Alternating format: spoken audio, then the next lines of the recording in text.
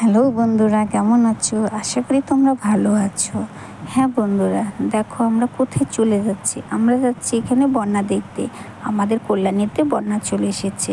আর সঙ্গে আমার শাশুড়ি মাও যাচ্ছে, কিন্তু শাশুড়ি মা দেখো হাঁটতে পারে না, তারপরে উনি যাবে। আর এটা হচ্ছে আমাদের বাড়ির সামনে বড় মাঠ। হ্যাঁ, মাঠটা খুব সুন্দর।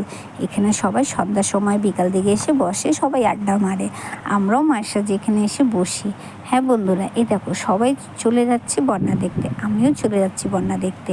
এ দেখো এত জল হয়েছে, এত জল হয়েছে বলার মতো না। কিন্তু এক একজনের বাড়িতে যে জলটা হয়েছে ওরা কিন্তু এখনও বেরোতে পারছে না, আস্তে আস্তে ওরা বেরোচ্ছে। এ দেখো এই দিদি ভাইটা বাচ্চা নিয়ে দাঁড়িয়ে রয়েছে, বুঝতে পারছে না কোথায় যাবে, কিন্তু ওনার বাড়ির লোকগুলো আস্তে আস্তে করে জিনিসপত্রগুলো বের করছে।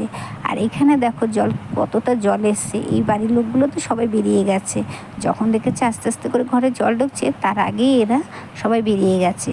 আর এটা হচ্ছে উঠোন। উঠোন তো বুঝতে পারছো কত বড় উঠোন আছে, তার মধ্যে দেখো কিভাবে জলগুলো, বুঝতে পারছি না ওদের পুজোটা কেমন করে কাটবে। এর পরের ব্লগে দেখা হবে।